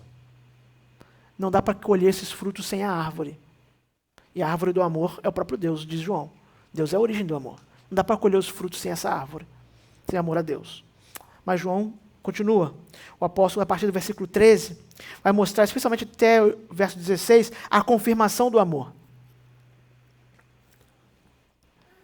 Deus em nós. Ele diz, nisto conhecemos que permanecemos nele e ele em nós, e que nos deu do seu Espírito. E nós temos visto e testemunhamos que o Pai enviou o seu Filho como Salvador do mundo. Nós temos o Espírito de Deus em nós, como confirmação de que fomos alvos do amor de Deus. Ou seja, recebemos salvação. Aqui ele está tratando que os teólogos da antiguidade identificaram como o testemunho interno do Espírito Santo. O que está dizendo é, você sabe internamente, pessoalmente, que você recebeu o amor de Deus. Por quê? Porque o Espírito de Deus testemunha isso no seu coração.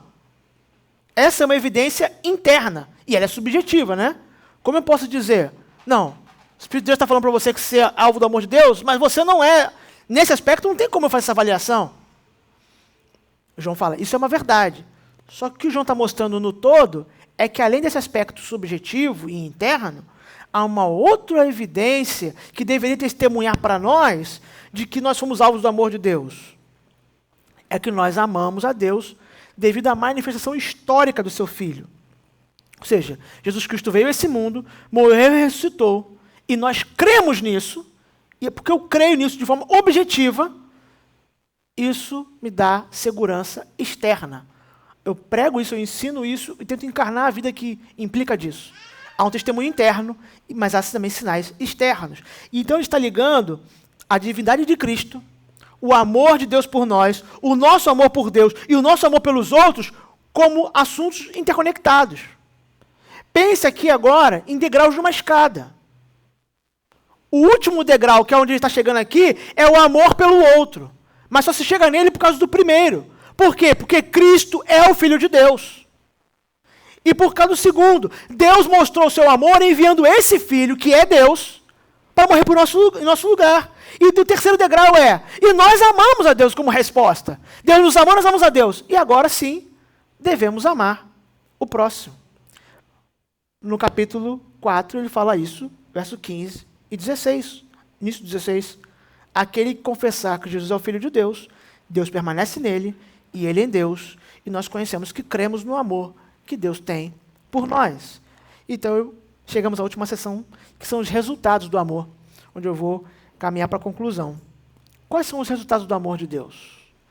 Há um imperativo de amar o próximo, baseado no amor de Deus. Então, João explica o que é o amor de Deus. É um amor manifesto na salvação em Cristo. Ele garante que esses que creem têm uma segurança interna e externa, ou seja, o Espírito testemunha a eles e eles creem na afirmação do Salvador, que Cristo é o Salvador, Filho de Deus. Mas isso tem resultados, ou deveria ter. No cristão e fora do cristão, nos outros. Primeiro no cristão, versos 17 e 18, o resultado em nós. Se antes ele falou de Deus em nós, agora ele fala do amor de Deus em nós. Nisto em nós é aperfeiçoado o amor, para que no dia do juízo mantenhamos confiança, pois segundo ele é, também nós somos neste mundo. No amor não existe medo. Antes o perfeito amor lança fora o medo. Ora, o medo produz tormento, logo aquele que teme não é aperfeiçoado no amor. A expressão do versículo 18, o perfeito amor lança fora o medo, ou o temor, ela pode gerar, às vezes, alguma dúvida, porque algumas traduções trazem a palavra temor e medo, que nesse caso elas são sinônimos. Tá? Elas têm a mesma origem no grego, de onde vem inclusive a palavra fobia, né? Nós conhecemos. Tá? Mas qual é o contexto aqui para entender o que é lançado fora? É o temor do juízo e da ira. Porque João estava falando da segurança do Filho de Deus. O Filho de Deus é seguro porque ele foi alvo desse amor. Logo, se ele é alvo desse amor, ele não deve temer a ira de Deus. Porque ele foi alvo do amor de Deus. Então, o que o perfeito amor, ou seja, o amor de Deus por nós, lança fora, tira de nós, é esse temor. Por quê? O cristão ainda deve temer a Deus. O cristão precisa temer a Deus no sentido de reverenciar, de admirar a Deus. E eu sempre recomendo, meus irmãos, tanto eu quanto os irmãos, também nosso temor a Deus deve preservar um pouco de medo, um medinho pelo menos. Sempre recomendo. Por quê? Porque nós estamos lidando com o Todo-Poderoso, o Santo de Israel, aquele que é diferente de nós, não só na quantidade, mas na qualidade. Ele é de outra essência, de outra natureza, a qual nós não conseguimos entender nem acessar se ele não vem até nós e revela, e explica e mostra. Então, o cristão ainda deve temer ao Senhor, mas ele não teme mais a ira do Senhor, porque ele foi alvo do amor. O perfeito amor que recebemos lança fora o temor da ira. Esse é o efeito, o resultado do amor de Deus em nós. É só esse perfeito amor que de Deus é revelado na Bíblia que nos dá segurança quanto à eternidade. É por isso que quando João escreve, no capítulo 5 diz, eu escrevo essas coisas para que vocês saibam que tem vida eterna. E há pessoas ainda hoje que dizem que é um tipo de arrogância ter confiança da salvação, mas João não acreditava assim. Ele diz, eu escrevi para que vocês saibam. Vocês tenham segurança, mas não é uma segurança em vocês mesmos. É uma segurança no que Deus fez por vocês. E que vocês sabem que experimentaram, porque o Espírito testifica no seu coração, e sabe que experimentou porque você crê externamente, de forma objetiva, na revelação de Deus em Cristo. Esse perfeito amor te alcançou? Então o temor é lançado fora. Você está seguro quanto à eternidade. Está seguro quanto à vida eterna. A segurança do cristão quanto à salvação ela é vista nessas evidências externas que João está apresentando para dar àqueles irmãos a convicção. Eles deveriam, então, reconhecer Cristo como Deus e crer na sua obra redentora, que era a prova teológica. Eles deveriam viver de forma a buscar a santidade, que era a prova moral. E aqui no capítulo 4, eles deveriam, na prática, viver na prática do amor fraterno. Vocês querem ter segurança quanto à salvação? Creia em Cristo como Salvador. Busquem viver vidas santas. E ame os outros, ame o próximo. À medida que nós aperfeiçoamos e caminhamos nessa trilha, nós temos o testemunho interno do Espírito para dizer, você foi alvo desse amor. Você é um filho de Deus. Você recebeu um amor que não merecia, mas que te alcançou e que agora te dá essa segurança e gera esses frutos em você. Então a nossa fé, ela é confirmada, ela é tornada concreta por essas evidências que estão ligadas à nossa maneira de viver. Esse é o resultado do amor de Deus em nós. Transformar a nossa vida, nos dá segurança Interessante quando o apóstolo Paulo descreve a armadura de Deus, lá em Efésios, ele diz que o capacete é da salvação. A ideia de que a convicção da salvação, a certeza da salvação, traz segurança para que não haja confusão na mente, para que não haja um temor desnecessário, que é o temor que foi abandonado, que era o medo da ira. Paulo está dizendo que a armadura de Deus nos dá essa segurança também, para a nossa mente. Não se esqueça que uma das armadilhas de Satanás é tentar questionar a nossa segurança em Cristo. Se há um risco da falsa segurança, do auto-engano, também há um risco de caminhar sempre na corda bamba, temendo, que não está seguro com Deus, porque não se lembra ou não está convicto desse amor. O amor de Deus em nós nos dá segurança. Porque Ele nos transforma e continua a transbordar e transformar e dar segurança. Mas qual é o resultado, que é a última parte do amor nos outros? Verso 19 a 21. Nós amamos porque Ele nos amou primeiro. Se alguém disser, amo a Deus e odiar seu irmão, é mentiroso. Pois aquele que não ama seu irmão, a quem vê, não pode amar a Deus a quem não vê. Ora, temos da parte dele este mandamento, que aquele que ama a Deus, ame também a seu irmão. Tem uma frase que é atribuída a Rui Barbosa, não sei se foi ele que disse, porque não parece muito com algo que ele diria, mas é atribuída a ele, que é a ideia de, eu amo a humanidade, o que eu não suporto é meu próximo. É atribuída a ele, mas eu tenho quase certeza que não é dele. Aquelas frases são atribuídas às pessoas para dar validade a elas, né? Mas essa frase, ela expressa bem a maneira cotidiana como as pessoas vivem. Você encontrar um colega de trabalho, um colega da faculdade, um vizinho, um parente, e perguntar assim, você ama as pessoas? Aí vai falar, eu amo a humanidade. Eu amo a humanidade. Nossa, eu amo. Aí você lembre de alguém, se você conhece, lembre de alguém que ele tem problema com essa pessoa. E pergunta assim, mas você ama fulano? Amor é uma palavra forte. Tolero, suporto. Isso é uma pessoa muito educada. Se não for tanto, né, eu tinha muita intimidade e falo assim, eu odeio fulano, esquece fulano. Perceba, porque a humanidade ela é abstrata. Amar a humanidade é amar uma coisa sem rosto, que nunca te fez mal, que não criou problema para você. Amar o próximo é amar alguém que tem nome, tem rosto, que faz coisas que te desagradam. Mas é esse amor que somos chamados a ter. Não é o amor genérico. É esse amor pelo outro. E João, ele é tão contundente que ele vai dizer, se você afirmar que ama a Deus, lembra, você está falando do amor de Deus ainda há pouco, Deus nos ama. Agora você diz que você responde esse amor de Deus amando, mas você não ama o seu irmão, João não foi politicamente correto não. Porque João falou, você é um mentiroso. O que está dizendo é que nós estamos mentindo para nós mesmos e para os outros, quando nós não estamos aperfeiçoando esse amor pelos outros em nós. Nós estamos mentindo para nós mesmos. Porque nós assim não estamos demonstrando amor. Perceba, ele não está dizendo que você não é um salvo ainda. Daqui a pouco eu vou mostrar que ele falou para questionar até isso de certa maneira. Vou falar já daqui a pouco. Mas aqui o que ele está dizendo é, você pode até ser um alvo do amor de Deus, mas o que você não pode é achar que você está amando a Deus como deveria, se você não ama o seu irmão. Porque amar a Deus é amar o seu irmão. Não basta afirmar amar a Deus. O teste é como lidamos com o irmão. A nossa doutrina é testada na maneira como entendemos o amor e a graça aos outros e como estendemos aos outros. Quando nós ouvimos pela primeira vez o Evangelho da Graça, que boa notícia é saber que nós somos alvos de um amor que não merecíamos. Mas então vem João e diz para a gente, agora estende esse amor a outros, seja gracioso aos outros. Mas olha o que ele disse no versículo, vira a sua Bíblia uma página antes, capítulo 3, versos 14 e 16. Percebe? Lembra que eu falei que ele já tinha tocado no assunto do amor antes? Essa é a terceira? Capítulo 3 foi a segunda vez que ele tocou.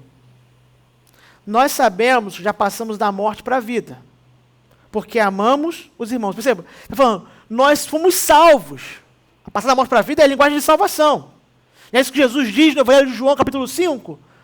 Vocês já passaram da morte para a vida. Os que creem em mim já passaram da morte para a vida. Não é isso que Paulo diz em Romanos 5:1? Que não tem mais condenação? Eu estou dizendo, nós sabemos que passamos da morte para a vida porque amamos os irmãos. Ou seja, essa é uma evidência. Ele continua. Quem não ama, permanece na morte. Nisto conhecemos, verso 16, nisto conhecemos o amor que Cristo deu a sua vida por nós e nós devemos dar a vida pelos irmãos. Dar a vida pelos irmãos. Às vezes nós não conseguimos nem dar o lugar para o irmão sentar na igreja. Mas nós somos chamados a dar a vida. Isso quer dizer, meu irmão, que nós somos chamados a colocar o interesse do nosso irmão acima do nosso. Num mundo que diz que o que importa é o que nós queremos. Nós somos chamados a sacrificar projetos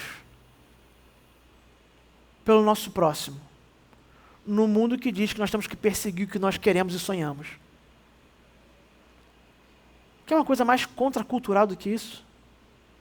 Não existe nada mais contracultural do que isso. E por isso, de certa maneira, a palavra relevância é complicada. Porque as pessoas dizem, tornar a Bíblia ou o Evangelho mais relevante. Se relevante significa se assemelhar ao que está à sua volta, nós estamos corrompendo o Evangelho. Porque nós somos chamados para fazer o contrário do que o homem natural faz. João diz, Deus nos amou. E agora, esse tipo de amor se tem pelo outro. Um amor que se sacrifica. Ele quer promover uma reflexão na igreja, para que eles não fiquem enganados. E aí a conclusão e as aplicações. Como eu disse, João escreve para dar certeza, mas ele também quer destruir o auto-engano. João quer que aquele que está muito seguro de si seja sacudido para que ele se avalie e se ajuste com o Senhor. E que aquele que está talvez muito temeroso, sentindo sempre na corda bamba, mas que ama a Deus, tenha segurança. Você é um salvo, mas precisa crescer em maturidade agora. Então ele quer tanto tranquilizar o perturbado, quanto perturbar aquele que está muito tranquilo, muito seguro, cheio de si, para que ele confie no Senhor e não em si próprio. E o que isso quer dizer para nós? Primeiro, ser alvo do amor de Deus precisa nos levar a amar. Se eu sou amado e você é amado, nós, eu e você, somos chamados a amar. Meus irmãos, não há espaço na fé cristã para indiferença, buscar os próprios interesses e menos ainda para desejar e praticar o mal. Não há espaço na fé cristã. Nós somos chamados para não só desejar o bem, mas praticá-lo. Demonstrar o nosso amor, começando, como diz o próprio apóstolo Paulo, essa prática na família da fé. Porque está subentendido que já começou na família, de fato. E se chega na família da fé, e então transborda. Paulo chega a dizer que ao amar quem me odeia, fazer o bem a quem me faz mal, eu chego a acumular brasas sobre ele, né? Sobre a sua cabeça. É um texto até complexo de entender, mas de uma parte poderia dizer que eu provoco um problema, linguagem de computador, um bug, um tilt. Eu faço mal e eu recebo bem. É uma brasa acumulada sobre a cabeça. Não faz sentido nenhum. É um testemunho contrário ao natural. E agora João está dizendo, só há espaço para o cristão no amor. Se você é alvo do amor de Deus, tem que amar. Não é uma opção. Não é uma opção. Segunda aplicação, o amor do cristão tem origem em Deus. Logo, precisa ser da mesma natureza. O nosso amor não é um amor de Hollywood. O nosso amor é o amor da natureza de Deus. O que isso significa? Primeiro, significa um amor sacrificial. Como eu já disse agora há pouco, concluindo a passagem, que bota o interesse dos outros à frente dos meus. E segundo, um amor que não tolera que o outro esteja perdido ou se destruindo. Por isso lhe aponta a verdade. Porque perceba, isso não é uma maneira simples de definir o amor de Deus por nós. Deus nos ama sacrificando o seu Filho por nós. E Deus nos ama a ponto de nos remover do caminho da morte. E não nos deixar no nosso próprio caminho. Porque afinal, segundo Romanos 1, quando Deus deixa os homens no seu próprio caminho, isso não é o amor, isso é o juízo dele, né? O amor é quando ele tira os homens desse caminho. Assim, nosso amor deve ser igual. Um amor sacrificial pelo nosso próximo e que deseja ajudá-lo, pelo anúncio da verdade, que ele saia do caminho que é destruidor para ele, que vai matá-lo, que vai levá-lo à perdição. Amamos a Deus porque fomos alvos do amor dele em Cristo. Isso tem uma aplicação prática também, que é a questão da teologia. Meus irmãos, sem encarnação, sem morte substitutiva e sem ressurreição corpórea, o amor de Deus seria uma mentira. Se Cristo, o seu ministério, a sua morte e a ressurreição, forem uma criação da igreja, como ensinam alguns falsos mestres dentro de algumas igrejas, infelizmente, se isso é verdade, se a narrativa dos evangelhos é uma criação da igreja, o amor de Deus por nós está baseado num folclore. Não existe amor verdadeiro baseado em folclore. O amor verdadeiro de Deus, isso é verdade, isso é genuíno, porque é baseado em eventos, em atos verdadeiros. Cristo veio a esse mundo, Cristo morreu e ressuscitou. Não é a igreja crê que Cristo veio, a igreja crê que Cristo morreu e ressuscitou. Não é isso, é Cristo veio de fato, morreu de fato, ressuscitou de fato, porque é isso que João diz, que é a base do amor de Deus por nós. Isso significa que nós anunciamos a historicidade de Cristo, como alguém que veio, morreu, ressuscitou, o Filho de Deus. Isso nos dá segurança, somos amados por Deus. Deus fez isso na história, no tempo, por nós. E nós defendemos essa verdade, para que o perdido possa ter aonde se apoiar na verdade da palavra de Deus. Nós amamos a Deus, porque Ele cumpriu o seu amor na história. Isso tem implicações, como eu disse. E a última, a igreja deve ser a manifestação do amor de Deus para aqueles que não conhecem esse amor ainda.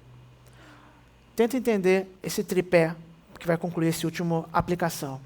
O Evangelho é a mensagem da salvação pela graça oferecida de Cristo, pela morte de Cristo, melhor dizendo, em lugar de pecadores. Isso que é o Evangelho. É a mensagem de uma morte em nosso lugar para nos salvar. A igreja é a ilustração viva dessa mensagem. Por quê? Porque nós somos os pecadores que fomos salvos. Então há uma mensagem e nós somos a ilustração dessa mensagem como viva. Ela funciona, ela é eficaz. Mas cada cristão precisa, em atos, em atitudes, em ações, exemplificar esse amor que ele recebeu. Porque quando o cristão exemplifica o amor que recebeu, ele aponta para o fato de que a igreja, ela manifesta o amor de Deus e aponta para o fato de que amor é esse. Então ela aponta para o Salvador. Então o nosso viver, a nossa comunhão, o nosso ato de amor pelos outros, deve desencadear um retorno até chegar no Salvador. Você ama a Deus porque Deus te amou, e você ama o próximo porque Deus te amou também. É o amor de Deus que causa esses dois amores. O amor a Ele e o amor ao seu irmão. De forma que quando há um problema nessas respostas, seja de amar a Deus ou amar o nosso irmão, nós precisamos revisitar o amor de Deus por nós, voltar para as Escrituras, buscar ao Senhor. Não para fazer esse amor surgir, mas talvez para reencontrar esse amor que pode estar turvo diante dos nossos olhos, pode estar obscurecido na nossa mente, devido a uma vida distante do Senhor. Eu quero orar por você nesse momento.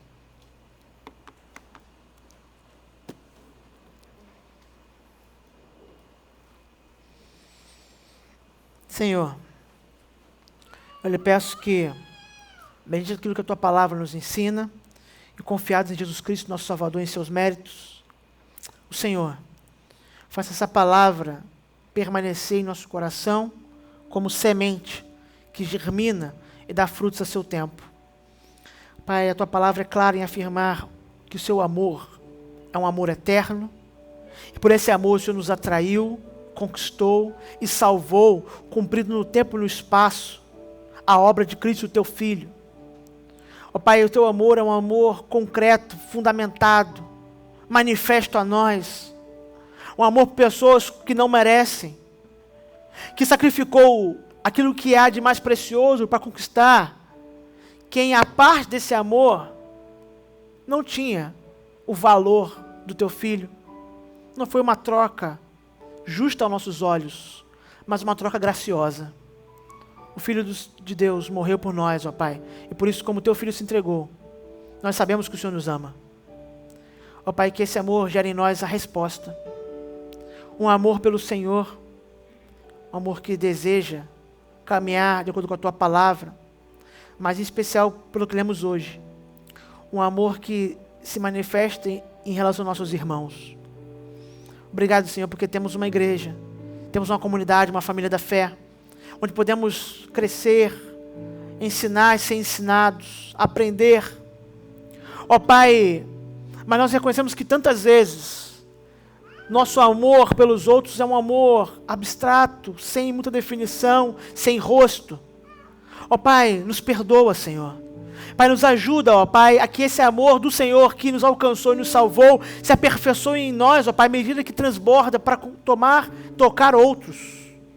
Pai, nos leva a amar nossos irmãos de forma sacrificial, sem buscar nada em troca. Ó Pai, mesmo quando julgamos que eles não merecem, e que esse amor que temos uns pelos outros se manifeste em nossas ações, colocando os interesses dos outros acima dos nossos, buscando o bem dos nossos irmãos, e ó Pai, de todos aqueles que o Senhor colocar em nosso caminho, para que como a Tua palavra ensina e lemos, aqueles que não veem a Deus, porque não foi ainda revelado a eles quem é o Senhor, comecem a ver o amor do Senhor em nós. Isso os aponte para que eles conheçam o Teu amor em Jesus Cristo. Tudo isso nós pedimos, no nome precioso de Jesus Cristo. Amém. Deus abençoe, meus irmãos, em oração silenciosa. Encerramos essa manhã.